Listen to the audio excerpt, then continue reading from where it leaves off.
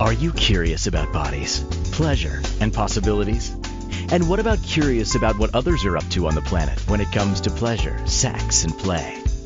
Have you considered what pleasure can do for your life, your body, and your bank account? Do you know something magical, delightful, and out of this world orgasmic is not only possible for you, but totally available to you? If you're ready to be the magical, sexual, sexy beast you know you can be, and you just need the tools to get there, you're in the right place. Now, here's the host of The Pleasure Zone, sensual movement artist, relationship and sex alchemist, Milica Jelenic. Welcome, my sweet, sweet pleasure seekers. Tonight we have another excellent, fun, and informative show / class. We're just going to call it class from now on randomly because that's why my husband calls them. So the top 10 sex lessons for everyone. That's everyone. All bodies, all every way that you would like to describe yourself gender-wise, sexual orientation. This is informative sex lessons for everyone. So please feel included, no matter how you identify. The show is all for everyone. And I love that because sometimes the shows I created are kind of very specific, and sometimes they're so specific that it could be specific to people who are into certain kinks and things. And so, this one is not like that. This one is, you could have your teenager listen to this. You could have your 90-year-old Graham listen to this, whatever works for you. And you can listen to it too. So for those of you who have listened to The Pleasure Zone before, you know that I like to give lots of tips and tools, and this is going to be no different. So top 10 sex lessons for everyone are some things that you might want to take note down if you've never considered these things before. They're actually super simple, and they're going to be also, in a way, they're also information that I'm not sure why we didn't get these, growing up. I don't think we did. In fact, when I look at these and my show last week too, I know that it's like information that my grandmothers definitely didn't tell me. So last week was all about our grands, what they didn't tell us growing up. And I think the top 10 sex lessons that I would have liked to have known are things that no one ever told me. Even listening to Sex with Sue, she very rarely discussed the things that I'll be sharing tonight. So I'm hoping that this will be informative. I'm also hoping for you that when you hear them, that you might feel like this is insightful, that it's so simple that you'll remember it, and that you'll put it into practice in your daily life. And I think one of the things that I find that I probably repeat more than anything, and this is number one. So number one, and I will have all 10 of these for you guys. I'll write them. Might actually create something for you in the next week or so you can find it on the blog on Inspired Choices Network. It'll be just a super short write-up, so you don't have to take notes, but feel free to take them if you like. But number one, if you've never listened to this show, you're going to kind of get a summation of many shows. And number one is always communicate. I know that sounds obscure, and like, how do we communicate? And what do you mean communicate? And what if I'm deaf? What if I'm blind? Always we communicate, whether it's verbally, whether you're using sign language, whether you're writing, there are ways to communicate so that you can have an understanding and a mutual, I guess it's more like mutual consent going on is what I'm really looking for with communication. Also discussion and also the ability to navigate what's going on. That is strangely something that is never taught in school, to have communication with your lover. I don't remember having any teacher throughout grade school for sex ed, throughout high school for sex ed, or even throughout university when I was learning about the history of sexuality, did anybody ever say, you need to be able to have a conversation with your lover? Somehow that got thrown out the window and didn't seem to exist as a concept. Now, why is it becoming more important? And why are people talking about it more and more? One of the reasons I think that it's going on is because a lot of things have been brought to light lately. And some of the things that have been brought to light is that there is an awful lot of abuse that's been going on in the world. There is a lot of non-consent that's happened, a lot of, sexual assault, sexual, oh, there's just like so many ways that there's been abuses of sex and sexual energy, that communication is so key. So what are the things in under that category of always communicate, things you want to know about sex? I know, I thought you were going to, maybe you guys thought I was going to give you like key tips on how to stroke a clit. Well, I've done shows on that, so that's cool too. However, we'll get to that too in here. However, if you can't communicate with your lover, then all of that's kind of out the window. So if you are, with your lover and you can't communicate with them, then you might end up fairly disappointed because they might be doing stuff and inside you're thinking about laundry, or you're thinking, oh my God, maybe I'd rather like be gardening. So whatever it is that you do, that would be like your distraction. You might go there because you have just been too afraid to communicate what you would actually really like. So being able to communicate, so whether you are deaf and you communicate, in sign language, or whether your partner's deaf and you need to communicate with them in a different way, whether I don't think that's the politically correct word, so I apologize. Hearing impaired. Um, Maybe that's probably not politically correct either. I'm not up with the times on that. So whatever is going on, there's always, what I want to say, a way to communicate. So write it, say it, sign it, whatever works to get your information across. So one of the things that I also find with communication is that it can start to have you at a level of comfort with your partner. If you cannot communicate, or they can't communicate with you about what they would like or how they would like things or whatever, then the chances are that they are both not prepared to even engage in fun and play. Maybe psychologically, maybe emotionally, physically. There's something going on that's blocking them. And to be mature enough or to be ready enough to communicate would indicate that you are mature enough, that you are ready, and that if you can say words like penis, vulva, nipples, clitoris, you can say these, anus, whatever you want to say, if you can say these things without feeling tortured internally by saying them, then you're on the track to having a really great ability to communicate with your lover. So why we want to do this is for A, to have more pleasure, and B, also if you're not having pleasure, to be able to say it confidently and say, yeah, that doesn't, can you stop please? Like that, I would prefer if you did this. Um, with communication, I've done a lot of shows on that to explain different ways to communicate so that you can not necessarily insult your partner, so that you can work with them, so that you can encourage them. And if you look in the last year, even, so in the last year would be, for those of you tapping in live, you know that last year is 2022. For those of you who are catching this in podcast, you might not know. But if you look at any of my shows from 2022, you're going to find a lot of them are based on communication alone. So I'm not going to dedicate this entire show to that. I just want to reiterate the importance of it and how key it is, because it's something that we sorely lack. And we lack it in relationships in general, and somehow we completely abandon it when it comes to sex. And really, that's one of the areas we need it the most. We need it the most so that we have consent, and we need it the most so that we can actually communicate our desires, and things change, right? So we need to be able to communicate all of those things. So number 2 on the list is to know that all bodies are different. So I know that seems surprising because you look at the physiology of a body, and there's some pretty standard things going on bodies. There's probably some eyes, some ears, some hair, a bum, maybe a leg or maybe 2 legs. You got some standard body parts, right? But not everybody likes to be touched the same way. Not everybody gets turned on by the same things.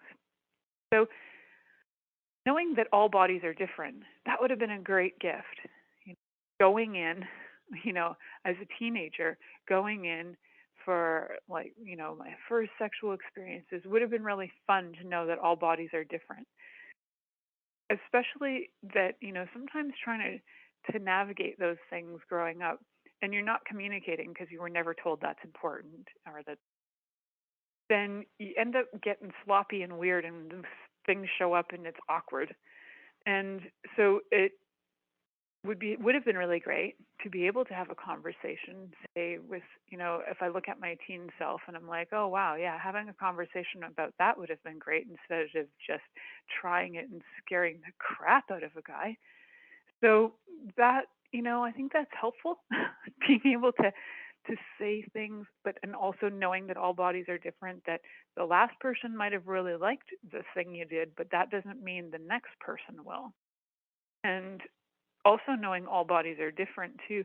Last year I had someone on who is a drag queen, and I don't know if he's still in this relationship, but at the time he was in a relationship with somebody who's trans, and he was saying that he did a lot of investigation before having any kind of sexual relations with this person. And he was saying, he's like, well, I thought I did all my like homework and I investigated like, how to have great sex with somebody who's trans and blah blah blah.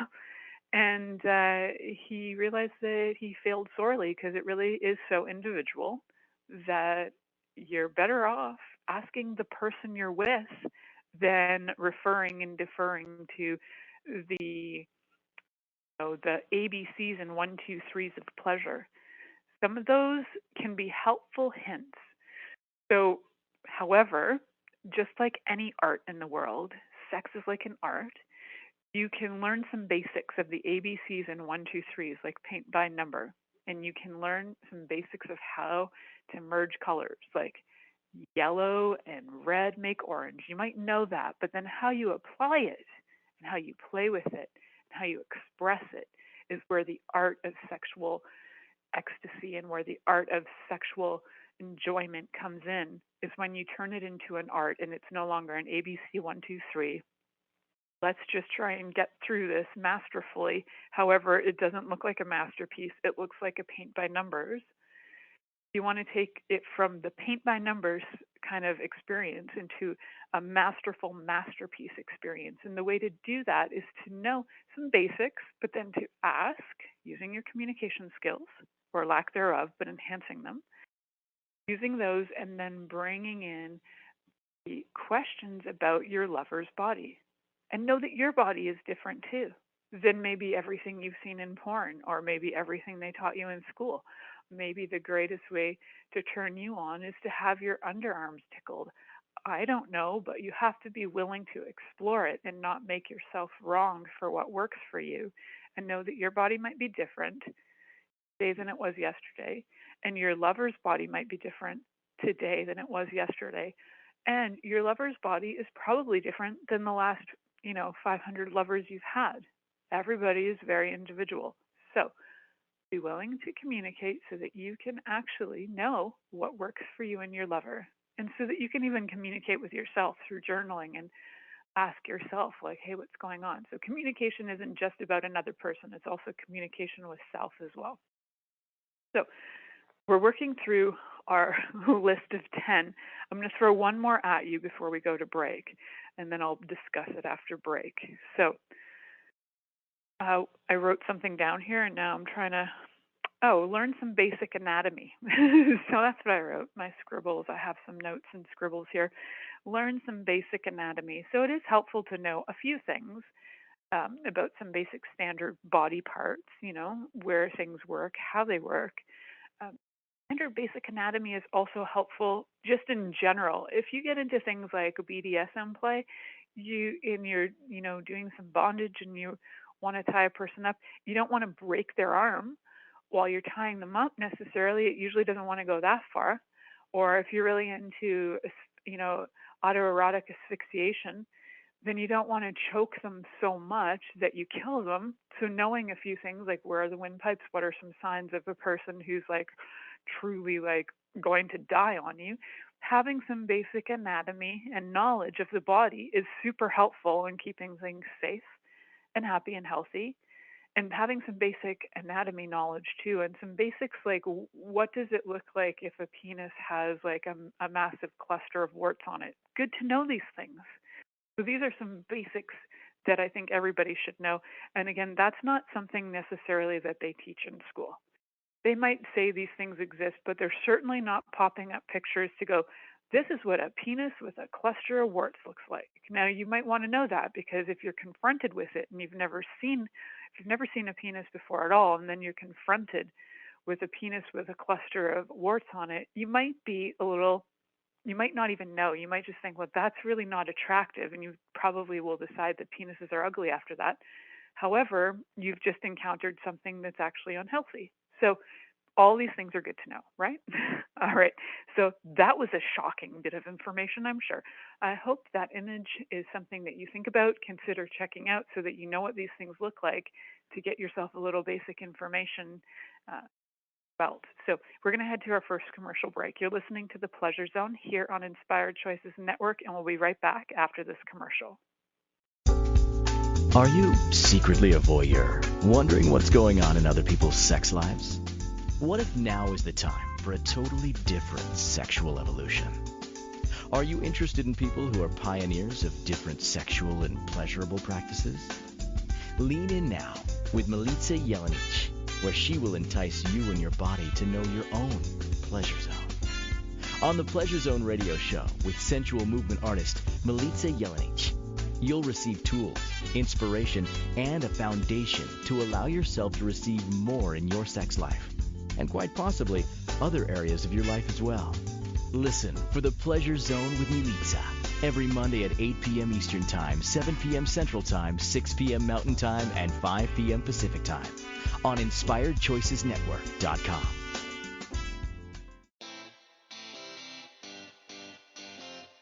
Are you a subject matter expert? Are you here to share your expertise with an audience waiting to hear from you in only the way you can deliver? Are you ready to have your voice amplified across the airwaves? Inspired Choices Network has a global radio platform streaming to millions of people across the world. Professionally produced and supported by an accomplished team every step of the way, you can broadcast from anywhere in the world, knowing your voice matters, and we ensure it is delivered with ease and efficiency. Eager to hear your message, the world awaits. Contact us today to become an Inspired Choices Network radio host. Email becomeahost@inspiredchoicesnetwork.com. This is The Pleasure Zone with sensual movement artist Milica Jelenic. To participate in the program today, join our live studio audience in our chat room at InspiredChoicesNetwork.com. You can also make the choice to ask or comment by email, info@MilicaJelenic.com. Now, back to the program.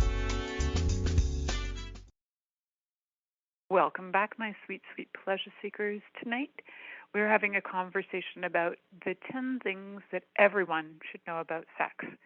For those of you who have never listened to this show before and are new to it, I have over 300 podcasts available for you to listen to. I think it's over 350 now. It's an awful lot of them. So please go back, listen, check them out, enjoy them. They're all available for free, and they are my gift to you.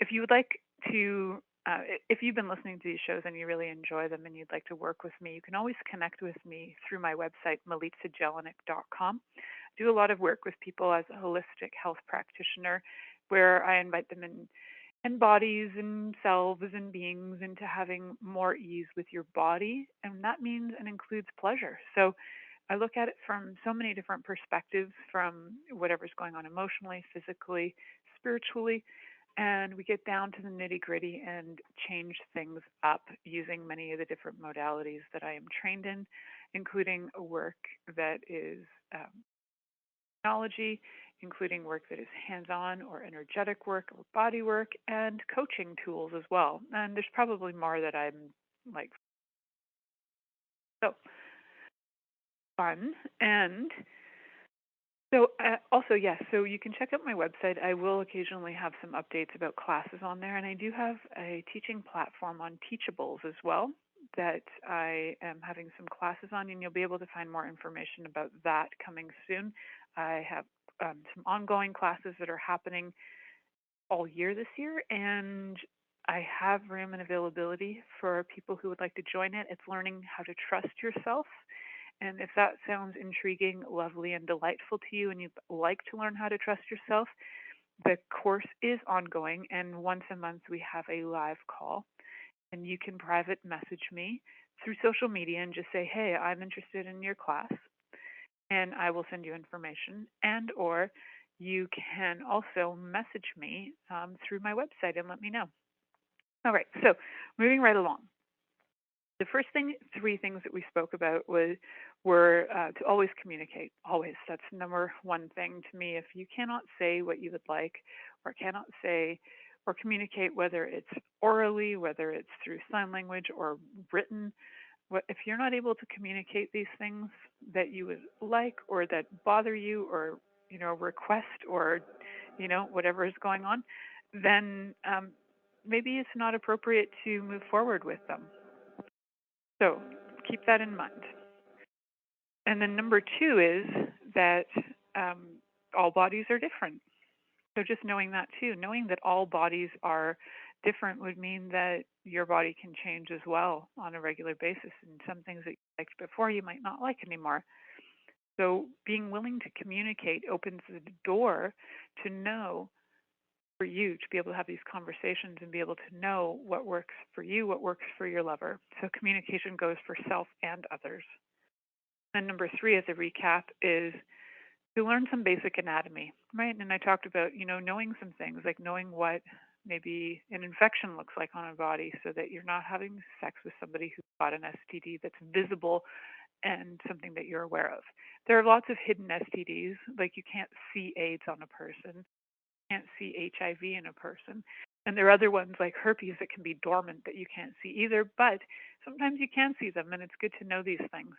So awareness of some basic anatomy and some basic, like what things look like when they're not working properly, is helpful. And just knowing where some standard pleasure points are, but don't assume that those pleasure points are a given and a must for everyone, because they're not. So knowing them is helpful. Knowing how they work is also helpful, but know that that's not standard and be willing to explore. So number 4 on my list is show and tell. That's part of that willing to explore. Show and tell is like when you have a partner that you are comfortable enough to have conversation with, you're willing to ask for things. Sometimes they just don't know what to do or how to deliver. You can always give them an example. And to me, if you're with somebody and you're willing to have like penetrative sex with them, or you're willing to have oral sex with them, but for some reason you're not even willing to masturbate in front of them, things might get weird. So to me, if you're not willing to masturbate in front of them, it's kind of something to question. Like, are you willing to actually let loose? Are you willing to be vulnerable? Are you willing to be free? And are you willing to let go enough to have an orgasm? Because if you're not even willing to masturbate in front of your partner, you might not be able to, or vulnerable enough to allow yourself to have an orgasm. So not that that's the end all be all, but it can be super helpful. Show and tell also is really great because some people are more visual than auditory. So when you give them information, say written or orally, and you're like, describe what you would like, they might not get it. So showing them can be helpful, and then letting them try it, and then giving them feedback. It's always nice to give them feedback in terms of saying, this really worked for me, I'd like more of that. So you look at what really works for you, because if you are going through this show and tell experience, a lot of times it's a learning experience, and you don't want to discourage your lover from feeling like they're not worthy or they're not good enough. And, getting mad and frustrated with them is just going to create a big funk. So it can be a heck of a lot kinder to just show and tell and give some feedback. It's like, wow, when you did this, I really like that. Can you do that again, please? Or can you do it more, please? Part of show and tell includes the feedback. Showing, telling can be instructional, but it can also be feedback. Number 5, things change over time, and that's just something to be super aware of. So the sex you had when you were a teenager or in your 20s is not going to be the same sex you're having in your 30s, 40s, 50s, 60s, 70s, 80s, or 90s. Yep, I'm going to say your 90s because I know that it's possible to keep on rocking in the free world right until you could probably keep on rocking in the free world till over 100 if you really wanted to. Just not that many people live past 100 or have enough stamina to have some sex, but everybody at all ages enjoys their body feeling happy and good, and that's a form of pleasure still. So even if you're at 100 and you're just cuddling and your body feels happy, that is part of pleasure. So as bodies do change over time, it's really key to not judge yourself for that. So many times I get a lot of men who judge the crap out of themselves for their erections aren't the same as when they were 20. Well, no, you're 70 something, so or you're 80 years old. They may not be the same as they were when you were 20. So what if that's okay? And what if now's the time to learn a different way to be with your body and your partner and not make it about being 20? It's about looking at where you're at now and what works for you now.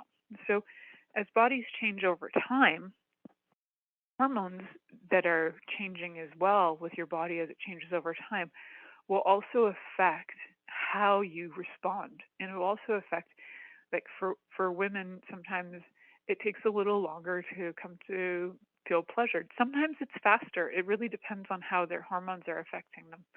And men as well. Sometimes men go through andropause and then their energy just drops and their sexual drive drops. And that happens. So to not judge your partner and to not judge yourself would be really helpful.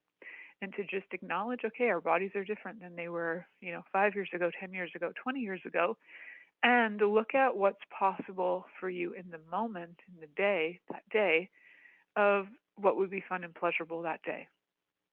Change all the time, right? And as we age too, sex does change. There's kind of like a,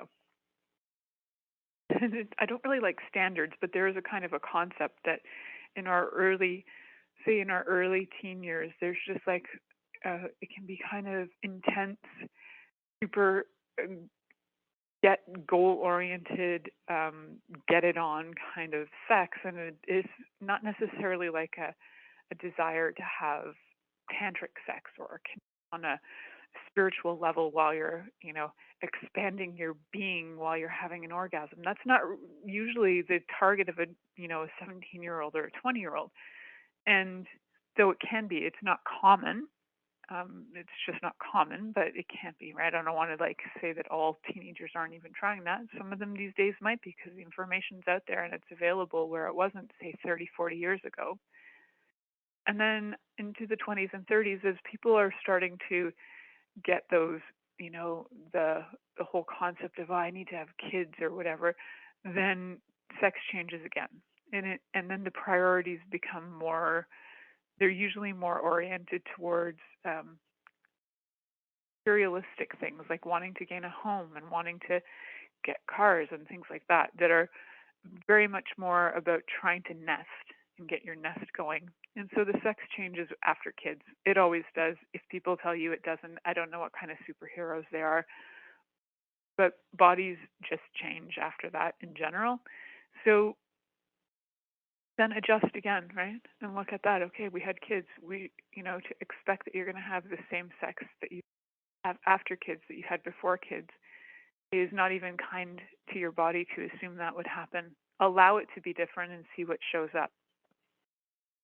So then when we look at also how else bodies change, so those hormonal things, you get into the 40s, 50s, you also might become curious. And as people tend to age, although this, again, is not true for everyone because I was spiritual practices when I was like a kid, as people age, they do tend to, though, lean towards more spiritual practices and are looking for something different and are looking for connection that is sometimes more energetic. And sometimes they're looking for a totally different way to be with their partner, and that's really cool. So allowing that too.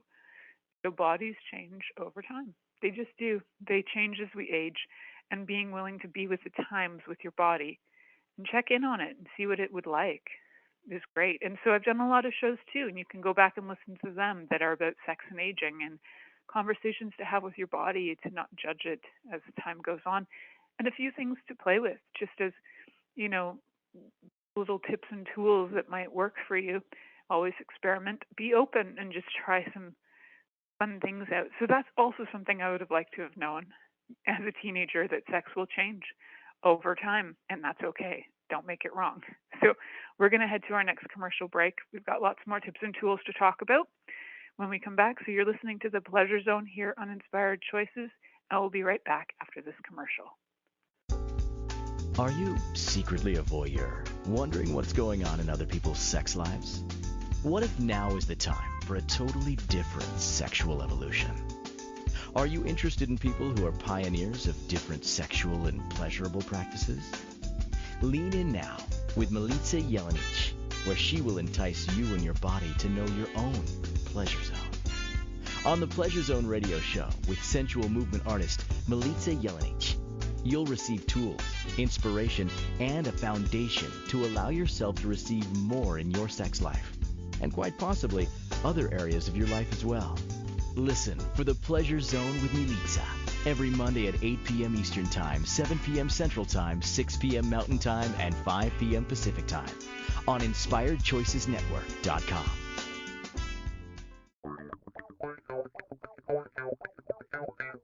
Interested in masturbating for money, copulating for consciousness, and pleasuring on purpose?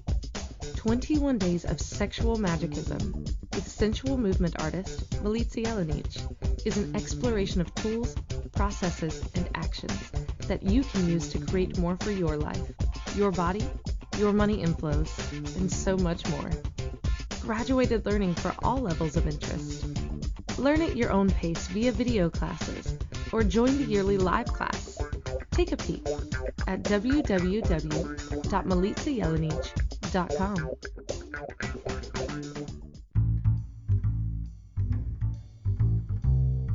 How wonderful would it be to carry your favorite Inspired Choices Network host with you throughout your day? Well, now you can. Inspired Choices Network now has its very own mobile app. Our free app offers live streaming shows, along with thousands of podcasts and TV episodes. Our shows cover a wide variety of topics. Whether you're waking up with us, carrying us through the day, and taking us to bed with you, we're always here for you to enjoy. We're easy to find. Just search for Inspired Choices Network in the Apple App Store or Google Play Store. This is the Pleasure Zone with sensual movement artist Milica Jelenic. To participate in the program today, join our live studio audience in our chat room at InspiredChoicesNetwork.com. You can also make the choice to ask or comment by email, info@MilicaJelenic.com. Now, back to the program. Welcome back, my sweet pleasure seekers. Tonight I'm talking about the 10 things that everyone should know about sex. And I think a lot of these are things that I just never learned or anything like that. These are all just like things I've gathered over time. These are my top 10 things that I don't think these are things that are a standard list found in some kind of like Cosmo magazine or something. Although, if somebody would like me to write an article for that, I'm happy to. I will be writing a short blog for Inspired Choices Network about this, so you can access it via the blog as well if you prefer to read. So what I've been talking about over the last two segments is that the last five things that we discussed were to always communicate, so that all bodies are different, learn some basic anatomy, play show and tell, and to know that things change over time. So those are 5 of 10. Now we've got 5 more to get to, and we've only got about 25 minutes to do it. So let's get on it.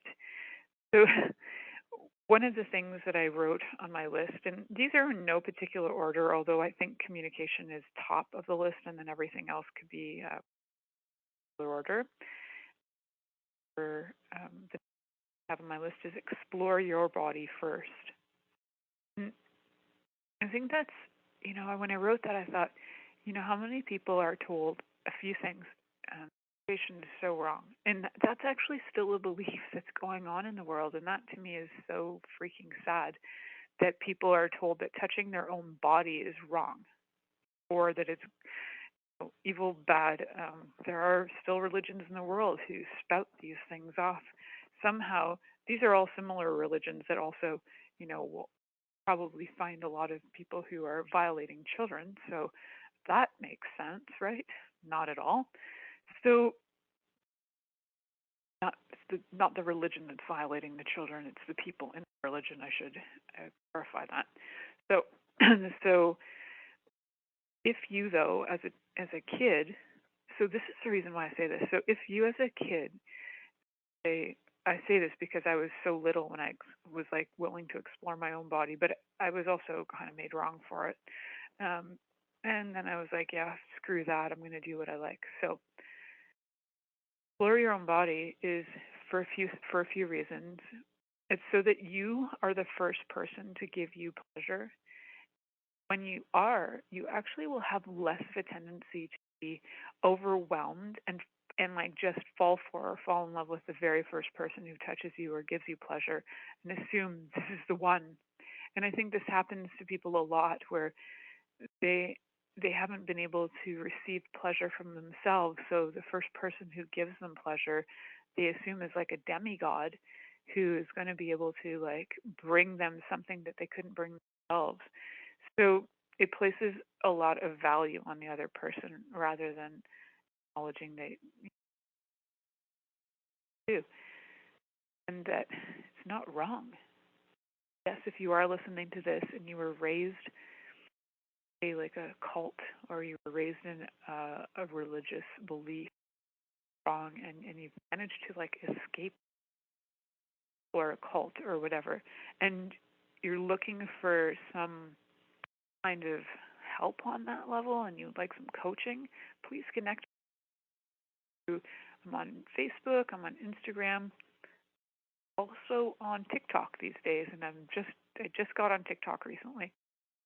Follow me on pretty much any of the social media platforms. You can private message me and just let me know, hey, I grew up in this kind of situation and I could really use some coaching, and I'm willing to give you 15 minutes more if you like, but you can just see if I'm so let me know, connect with me, and we can go from there.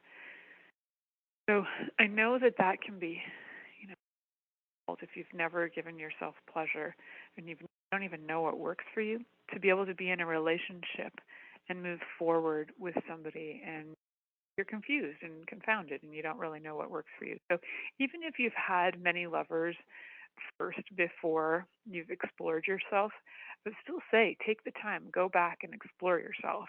Even if you're 50 or 30 or 40 or 90, I don't care. Go back, explore yourself.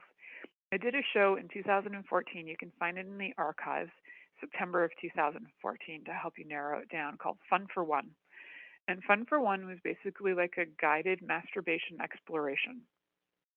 And it takes you through all of your senses, exploring your entire body from head to toe, and then not judging yourself for any of it.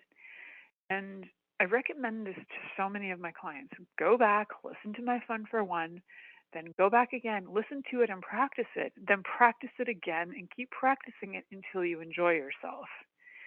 Using every single one of your senses to explore your body is a great way to become friends and familiar with your body and to explore you first. So go back, check out that episode. I think whatever, if you're like 18 or if you're 35, go back, explore yourself. You happen to be younger and you happen to jump on here, you're just listening to this, like, even though it's for mature audiences. I respect that. I was listening to things like this when I was like 12 or 13. Myself, Sex with Sue on Sundays. She's amazing. I learned some stuff from her, but I didn't learn these things. So go back, explore yourself. Although she did talk about learning how to pleasure yourself. She didn't talk about it quite to the way that I talk about it. So yeah, it's cool. It's different information, different times too. So head to toe, know your body, know what you taste like, know what you smell like, and then don't judge it. Now, if you do have, side note, if there is a super funky smell going on that you're like kind of like really offended by, and it smells like funky, like some rotting or whatever, go check it out. Go to the doctor, get that checked out, see, because you might actually have an infection that needs to. So that's good to know too, and that's partly why knowing what you smell like, taste like, touch like, feel like, you can feel like you'll know, is there a lump? Like, do you have a lump in your boob? Do you have a lump in your butt? Do you have a lump in your groin? You'll know because you know what your body feels like. So if something changes, you'll be aware of it, and then you can address it right when it happens, rather than waiting. And I first started my practice, and I moved, well, not right first when I started my practice. I started my practice years before, but when it first came to be living with my mom and being her apprentice years ago, about 10 years ago, there was, 14 years, a client came in and she had a tumor that was the size of a small, I would say small cantaloupe in her breast that her husband never saw in his entire time with her because he never seen her body naked fully. They had 3 children, and whatever she knew of it, she did not want to admit that she had it. So when she showed up, she actually showed up for advice about having rosacea, where she completely denied and ignored the fact she had a massive tumor in her body because she had so much shame around it. So, guys, I implore you to not have shame about your body. And if it is off and weird and you'd like to talk about it, you can connect with me. If you'd rather go to your doctor or you have a specialist, talk to them.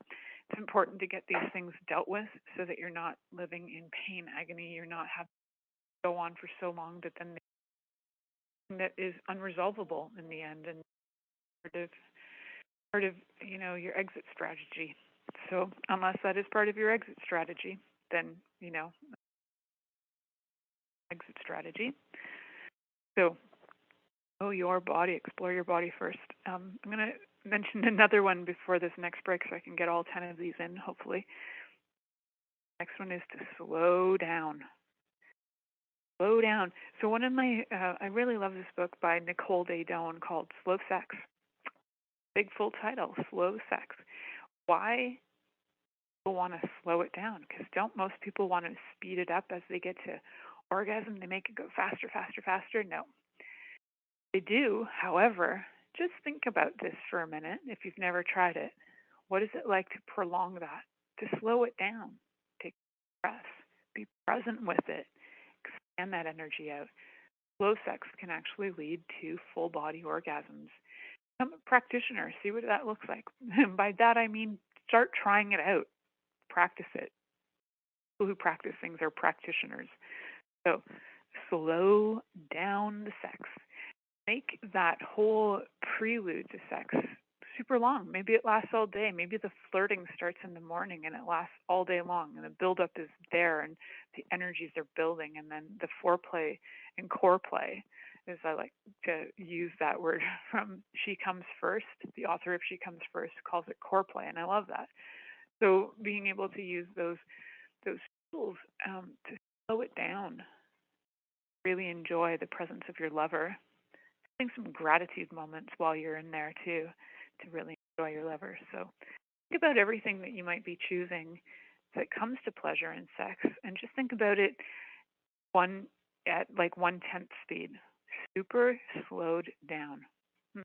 It gets tantalizing, it gets sensual, it gets like the energy can build so much that it's like intensifies everything. So that is my gift to you, is to remember to slow it down. And again, something I wish I'd known when I was growing up, because it was like everything was like a speed race to the finish line, and that is not what it's all about. Brings me to the next point. Orgasms are not the end all be all. I've got one more minute to break or so. So just consider that if orgasms are not the end all and be all, what else is possible? What else could you explore? Where else can you explore? And how much pleasure can you have just being present and not making it about the orgasm as the end all be all? It has to end in orgasm. Well, what if it doesn't? What if it's just a buildup of lovely, super sexual, sensual energy that is delightful, contributive to your health, to your life, to your livelihood? And there are shows that I've talked about how to masturbate for money and all those other fun things that I've mentioned in all my crazy number of episodes. So go back, explore, find some things that intrigue you and play with them. So we're going to head to our next and last commercial break now. And you're listening to Pleasure Zone here on Inspired Choices Network, and we'll be right back after this commercial. Are you secretly a voyeur, wondering what's going on in other people's sex lives?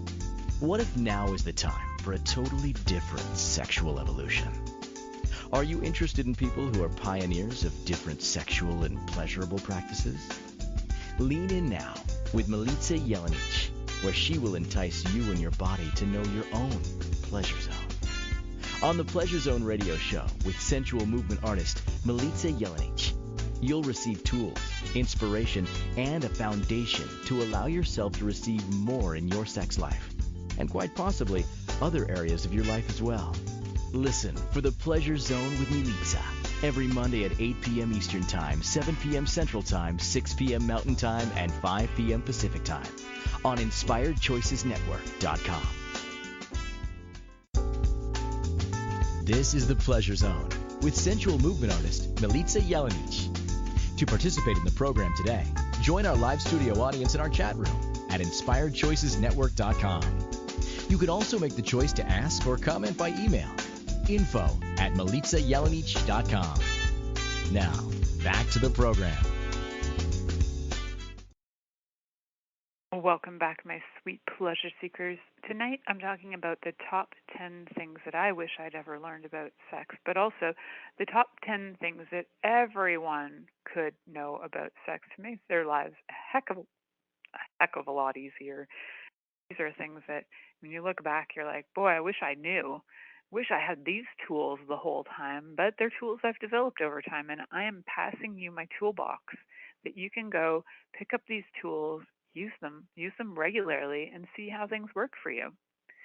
So in this show, we've been looking at so far 8 of the top 10 tools that I have on my list. I wonder what's on your list. Do you have some things that you would have loved to have learned and known growing up? Would you have loved to have somebody just let you know, hey, this is important?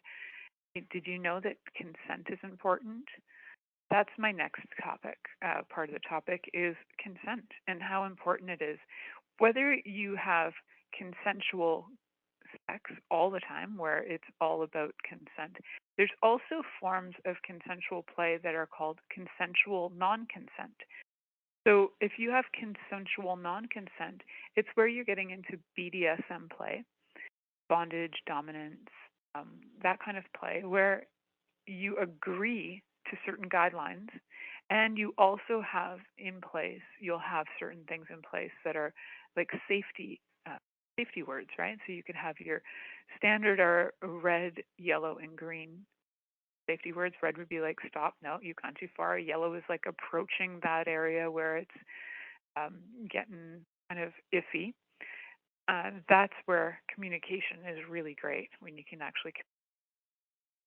So consensual consent. How fun is it to actually be able to consent to everything? And I think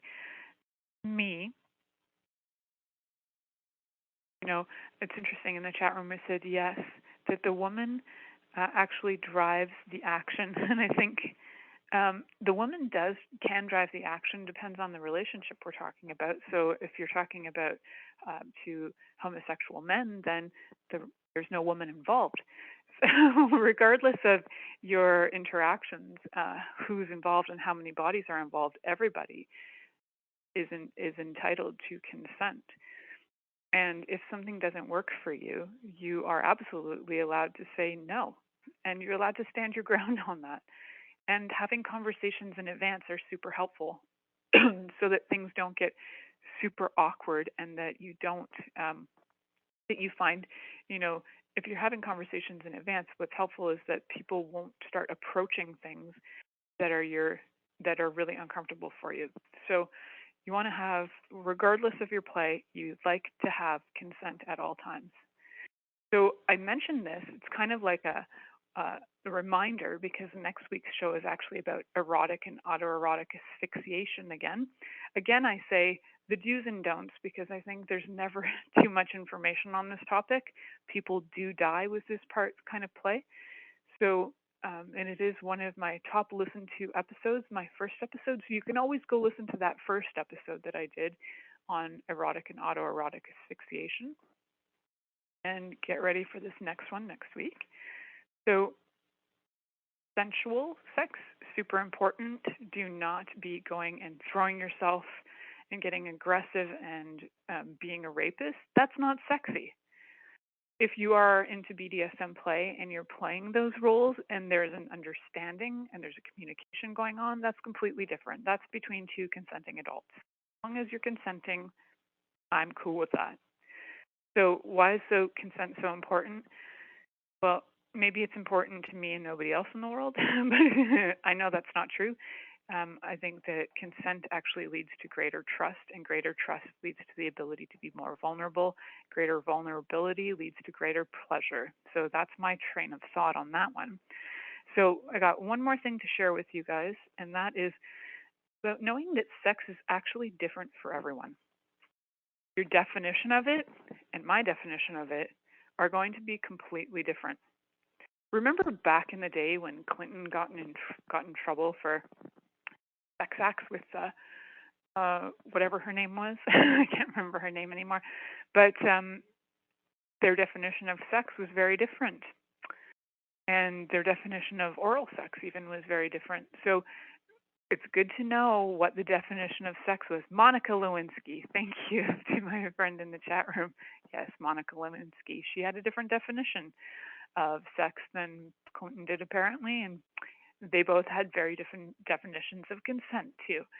So what's your definition of sex? Does sex include oral sex? Does it include masturbation? Does it include, how do you define it? And when you know how you define it, you can also set sort of an understanding with yourself. If you're dating and you're like, yeah, I don't do sex, but then you go off and you're doing things that maybe internally you actually defined as sex, and then you start to question yourself, oh, I did that, and why did I do that? Or so it's just good to know, how do you define it? What is included in sex for you? Is it all is penetration the only thing that counts as sex? Is anything beyond vanilla the only thing that counts as sex? Is only vanilla sex, and everything else is something else? So what does all that mean? You can go listen to my episodes about vanilla sex, and then you can listen to some of my episodes about BDSM play, and just see what's true for you. How do you define it?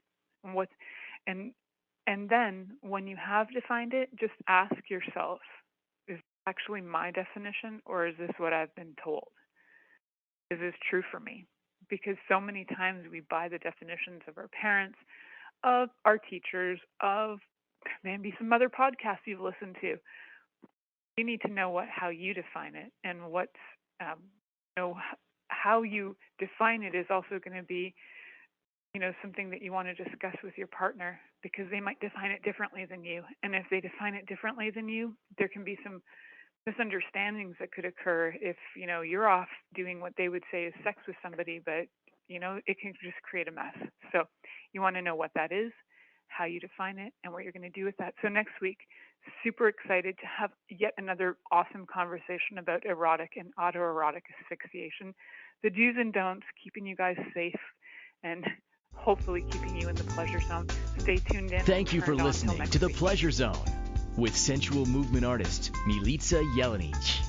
The Pleasure Zone returns next Monday at 8 p.m. Eastern, 7 p.m. Central, 6 p.m. Mountain and 5 p.m. Pacific on InspiredChoicesNetwork.com. We hope you'll join us. Until then, have the best week of your life by choosing to be turned on and tuned in to your body.